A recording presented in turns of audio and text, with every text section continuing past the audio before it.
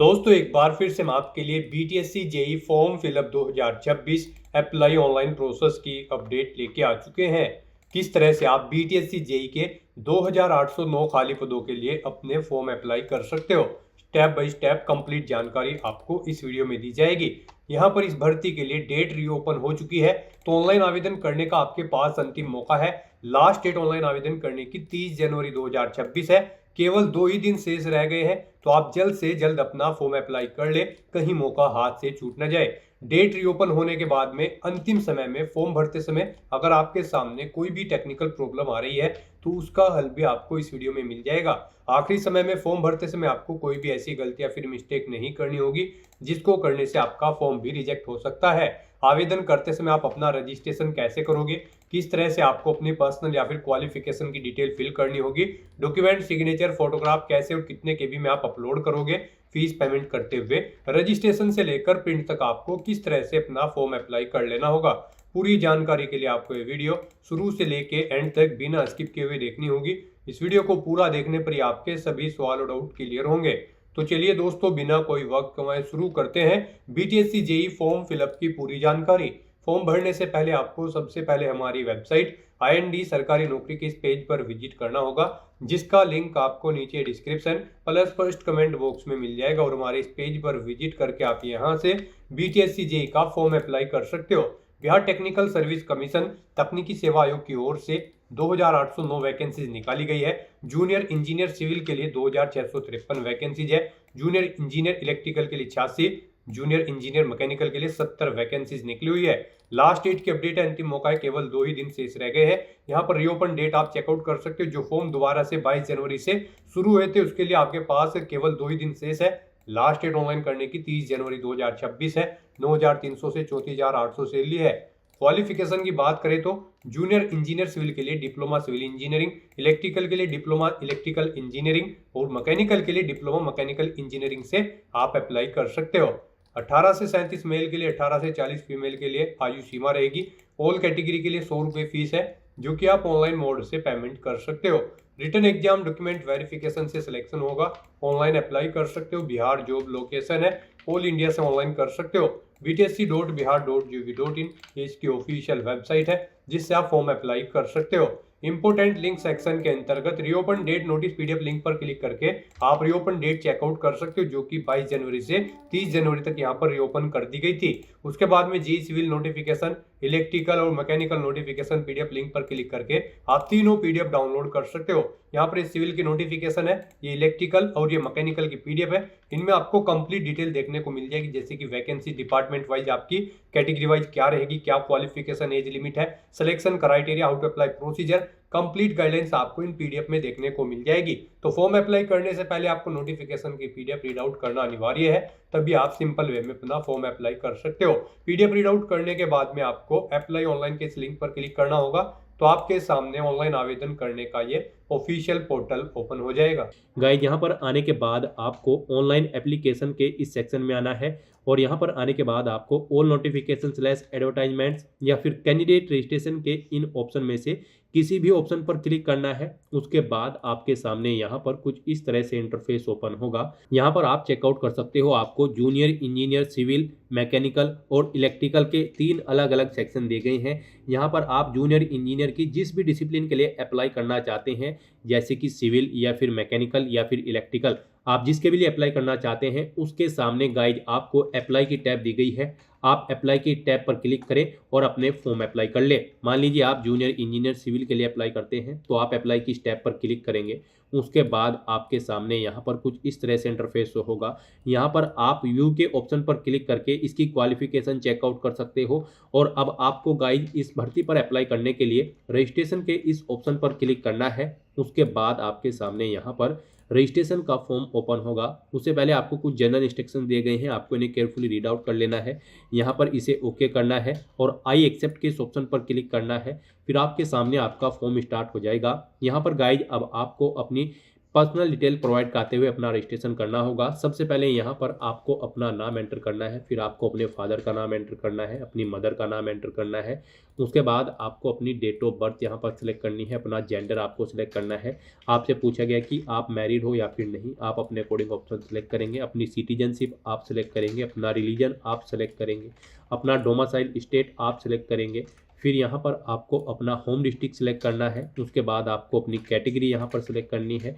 यहाँ पर अगर आप बिहार से अलग स्टेट के कैंडिडेट हैं तो फिर जनरल कैटेगरी में आप सभी को काउंट किया जाएगा, केवल जनरल का ऑप्शन आपके सामने शो होगा। फिर आपको अपना मोबाइल नंबर यहाँ पर एंटर करना है, अपनी ईमेल आईडी आपको यहाँ पर देनी है।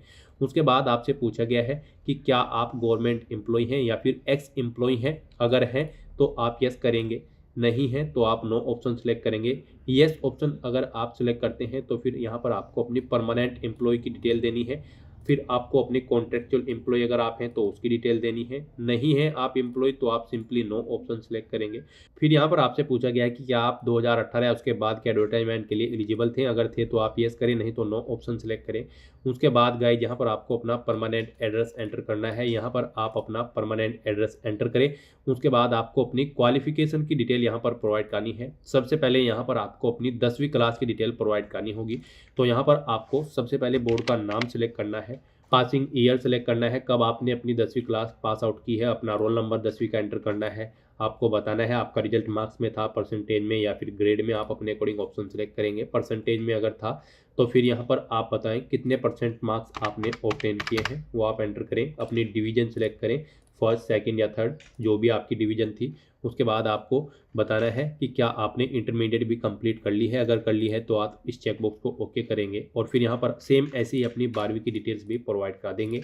उसके बाद यहाँ पर अपनी इसेंशियल क्वालिफिकेशन की डिटेल आपको देनी है। इस भर्ती में पार्टिसिपेट करने के लिए आपके पास डिप्लोमा होना चाहिए, सिविल में, मैकेनिकल में या फिर इलेक्ट्रिकल में। जिस भी डिसिप्लिन के लिए आप अप्लाई कर रहे हैं उसके अंतर्गत आपके पास यहाँ पर डिप्लोमा होना चाहिए। अगर आप सिविल इंजीनियर के लिए अप्लाई कर रहे हैं तो सिविल इंजीनियरिंग का डिप्लोमा होना चाहिए। इलेक्ट्रिकल के लिए अप्लाई कर रहे हैं तो इलेक्ट्रिकल इंजीनियरिंग का डिप्लोमा आपके पास होना चाहिए। मैकेनिकल के लिए अप्लाई कर रहे हैं तो मैकेनिकल इंजीनियरिंग का डिप्लोमा आपके पास यहाँ पर होना चाहिए। उसकी डिटेल यहाँ पर अब आपको देनी होगी।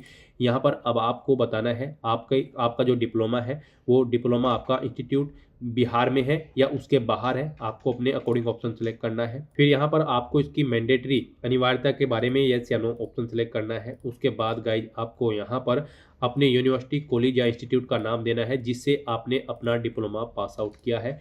पासिंग ईयर आपको सिलेक्ट करना है। आपका रिजल्ट यहाँ पर ग्रेड में है या फिर नहीं, आप बताएं। नहीं है तो आप नो ऑप्शन सेलेक्ट करेंगे। फिर यहाँ पर आपसे पूछा गया है आपका रिजल्ट ग्रेडिंग सिस्टम में था। अगर था तो आप यस करेंगे, नहीं तो नो ऑप्शन सेलेक्ट करेंगे। उसके बाद अगर नो ऑप्शन आप सेलेक्ट करते हैं तो बताना होगा आपने कितने मार्क्स ऑब्टेन किए हैं, टोटल कितने मार्क्स थे जिसमें से आपने मार्क्स ऑब्टेन किए हैं वो आपको एंटर करने होंगे। इनके अकॉर्डिंग यहाँ पर आपकी परसेंटेज कैलकुलेट करके आपको शो कर दी जाएगी। इस तरह से यहाँ पर आपको अपनी इसेंशियल क्वालिफिकेशन की डिटेल फिल कर देनी है। फिर गाइज आपको ये कैप्चा कोड यहाँ पर एंटर करना है और उसके बाद आपको वैलिडेट एंड प्रीव्यू के इस ऑप्शन पर क्लिक करना है। फिर यहाँ पर आपने पीछे अपने रजिस्ट्रेशन में जो डिटेल प्रोवाइड कराई है उनका पूरा प्रीव्यू आपको शो कर दिया गया है। आपको सभी डिटेल केयरफुली चेकआउट करनी है, इसे नीचे स्क्रॉल करना है, इस चेकबॉक्स को ओके करना है। कहीं पर कोई मिस्टेक है तो आप बैक बटन पर क्लिक करके एडिट कर सकते हैं, नहीं तो यहाँ पर अब आपको सबमिट के इस ऑप्शन पर क्लिक करना है। इस तरह से यहाँ पर आपका रजिस्ट्रेशन सक्सेसफुली कंप्लीट हो जाएगा। और गाइज यहाँ पर अब आपको अपनी ईमेल आईडी और मोबाइल नंबर वेरीफाई करना है। उसके लिए आपको वेरीफाई ईमेल आईडी और वेरीफाई मोबाइल नंबर के ऑप्शन पर क्लिक करना है। फिर आपकी ईमेल आईडी और मोबाइल नंबर पर ओटीपी आएंगे, वो ओटीपी आपको यहाँ पर एंटर करने हैं और वेरीफाई के ऑप्शन पर क्लिक करके अपना मोबाइल नंबर और ईमेल आईडी वेरीफाई कर लेने हैं। अपना मोबाइल नंबर और ईमेल आईडी वेरीफाई करने के बाद आपको व्यू रजिस्ट्रेशन स्लिप के इस ऑप्शन पर क्लिक करना है। इस तरह से यहाँ पर आपका रजिस्ट्रेशन सक्सेसफुली कंप्लीट हो चुका है। आप प्रिंट रजिस्ट्रेशन स्लिप के इस ऑप्शन पर क्लिक करके अपने रजिस्ट्रेशन की एक हार्ड कॉपी प्रिंट आउट ले सकते हैं। और यहाँ पर अब आपको इस पेज को नीचे स्क्रॉल डाउन करना है। फिर यहाँ पर आपको एप्लीकेशन फीस का अमाउंट देखने को मिलेगा 100 रुपये। अब आपको ये फीस पेमेंट करना है। उसके लिए गाइज अब आपको प्रोसीड फॉर फीस पेमेंट के इस ऑप्शन पर अब क्लिक करना है। फिर आपको फीस पेमेंट के इस इंटरफेस पर डायरेक्ट कर दिया जाएगा। आप debit card, credit card, net banking, UPI या फिर एनईएफटी के माध्यम से अपना फीस पेमेंट कर सकते हो। यूपीआई यहाँ पर आपके लिए सबसे बेस्ट और इजी ऑप्शन रहेगा, तो आप यूपीआई के इस ऑप्शन पर क्लिक करें। यूपीआई में भी आपके पास दो ऑप्शन है, गाइज यहाँ पर आप अपनी यूपीआई आईडी के थ्रू अपना फीस पेमेंट कर सकते हो। यहाँ पर आप अपनी यूपीआई आईडी एंटर करें, वैलिडेट यूपीआई आईडी के ऑप्शन पर क्लिक करें और अपना फीस पेमेंट कर दें, या फिर आप यूपीआई क्यूआर के इस ऑप्शन पर क्लिक करें। एक क्यूआर कोड आपको शो होगा, आप इस क्यूआर कोड को अपने यूपीआई से स्कैन करें और अपना फीस पेमेंट कर दें। सक्सेसफुली फीस पेमेंट करने के बाद आपके सामने कुछ इस तरह से इंटरफेस ओपन होगा। अब गाइज आपको यहाँ पर proceed to upload photo and signature के इस ऑप्शन पर क्लिक करना है। नेक्स्ट आपके सामने कुछ इस तरह से इंटरफेस ओपन होगा। अब यहाँ पर आपको अपना पासपोर्ट साइज कलर फोटो और सिग्नेचर अपलोड करने हैं। इनके लिए आपको गाइडलाइन दी गई है, आपके फोटो की विड्थ 3.5 सेंटीमीटर होनी चाहिए, हाइट 4.5 सेंटीमीटर और सिग्नेचर की विड्थ 3.5 सेंटीमीटर और हाइट 1.5 सेंटीमीटर होनी चाहिए। ये जेपीजी, जेपीईजी या फिर पीएनजी फॉर्मेट में होने चाहिए। यहाँ पर अब आपको सिलेक्ट लेटेस्ट कलर फोटो और कलर सिग्नेचर के ऑप्शन पर क्लिक करना है, फाइल को सिलेक्ट कर लेना है और अब 1 बाय 1 करके आपको अपना फोटो और सिग्नेचर यहाँ पर अपलोड कर देने हैं। उसके बाद आपको ये कैप्चा कोड यहाँ पर एंटर करना है और फिर गाइज आपको सेव एंड नेक्स्ट के इस ऑप्शन पर क्लिक करना है। नेक्स्ट आपके सामने कुछ इस तरह से इंटरफेस होगा। अब आपको इस चेकबॉक्स को ओके करना है। फिर आपके सामने यहाँ पर कुछ इस तरह से इंटरफेस ओपन होगा। अब यहाँ पर आपको अपना परमानेंट एड्रेस ऑटोमेटिकली फील्ड मिलेगा जो आपने रजिस्ट्रेशन टाइम पे प्रोवाइड कराया था। अब आपको अपना कोरोस्पोंडेंस एड्रेस यहाँ पर एंटर करना है और अगर आपका कोरोस्पोंडेंस एड्रेस सेम है तो यहाँ पर आपको ऑप्शन मिलेगा सेम एज परमानेंट एड्रेस, आपको उस पर क्लिक कर देना है। ऑटोमेटिकली आपका कोरोस्पोंडेंस एड्रेस आपके परमानेंट एड्रेस के अकॉर्डिंग फिल हो जाएगा और उसके बाद गाइज फिर आपको सेव एंड नेक्स्ट के इस ऑप्शन पर क्लिक करना है। अब यहाँ पर गाइज आपका एड्रेस सक्सेसफुली कंप्लीट हो चुका है। अब आपको अपने डॉक्यूमेंट यहाँ पर अपलोड करने हैं। यहाँ पर आपको अपना डिप्लोमा अपलोड करना है इंजीनियरिंग का। यहाँ पर जिसमें भी आप अप्लाई कर रहे हैं, सिविल, इलेक्ट्रिकल या फिर मैकेनिकल, उसका डिप्लोमा यहाँ पर आपको अपलोड करना है। सबसे पहले यहाँ पर आपको इशूइंग अथॉरिटी का नाम देना है जिसने आपको डिप्लोमा यहाँ पर इशू कराया है। यहाँ पर उसके बाद आपको कब इशू हुआ है वो डेट आपको एंटर करनी है और सर्टिफिकेट नंबर यहाँ पर आपको अपना देना है और मार्कशीट आपको कब इशू हुई है वो यहाँ पर आपको एंटर कर देनी है डेट। अगर मार्कशीट भी आपके पास है तो यहाँ पर अपने इन डॉक्यूमेंट्स को अपलोड करने के लिए आपको अपलोड सर्टिफिकेट या फिर अपलोड मार्कशीट के ऑप्शन पर क्लिक करना है, फाइल को सिलेक्ट कर लेना है और अपने इन डॉक्यूमेंट्स को आपको यहाँ पर अपलोड कर देना है। इनके लिए भी आपको गाइडलाइन दी गई है। यहाँ पर आपके डॉक्यूमेंट पीडीएफ फॉर्मेट में अपलोड होंगे। 25 KB से 2048 KB के बीच में इनका साइज होना चाहिए। तो यहाँ पर अब आपको 1 बाय 1 करके अपने डॉक्यूमेंट्स को अपलोड कर देना है। अपना इंजीनियरिंग डिप्लोमा अपलोड करने के बाद फिर आपको यहाँ पर अपना एज प्रूफ सर्टिफिकेट अपलोड करना है। इसमें आपकी 10वीं की मार्कशीट हो सकती है। फिर यहाँ पर आपको अपना रेजिडेंस सर्टिफिकेट अपलोड करना है, इसमें आपका डोमिसाइल हो सकता है। कैटेगरी सर्टिफिकेट आपको अपलोड करना है। फिर यहाँ पर आपको अपना कोई आइडेंटिटी प्रूफ सेलेक्ट करना है। यहाँ पर आप सेलेक्ट करेंगे कोई भी अपना आइडेंटिटी प्रूफ जैसे कि वोटर आईडी या फिर आधार और उसे यहाँ पर आप अपलोड करेंगे। 12वीं का सर्टिफिकेट और मार्कशीट आपको अपलोड करनी है। इन्हें अपलोड करने से पहले यहाँ पर आपको इशूइंग अथॉरिटी का नाम देना होगा जिसने इन्हें आपको इशू कराया है। इशू डेट आपको देनी होगी। इनका सर्टिफिकेट का नंबर यहाँ पर आपको देना होगा। उसके बाद आपको अपलोड के इन ऑप्शन पर क्लिक करके 1 बाय 1 करके फाइल को सिलेक्ट करते हुए यहाँ पर अपने इन सभी डॉक्यूमेंट्स को आपको अपलोड कर देना होगा और उसके बाद गाइज फिर आपको सेव एंड नेक्स्ट के इस ऑप्शन पर क्लिक करना होगा।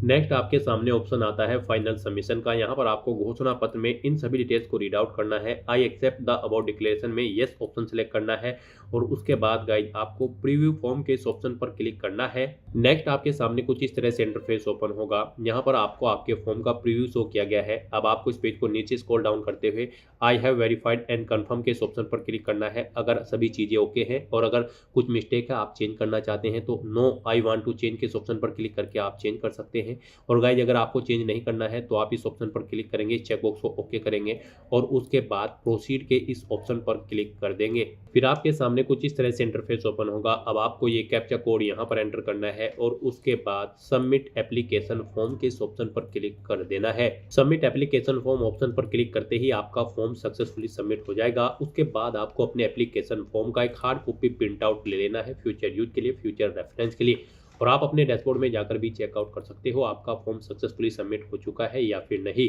तो दोस्तों ऐसे आप बीटीएससी जूनियर इंजीनियर की इस भर्ती के लिए अपने फॉर्म अप्लाई कर सकते हो बिना कोई मिस्टेक किए हुए।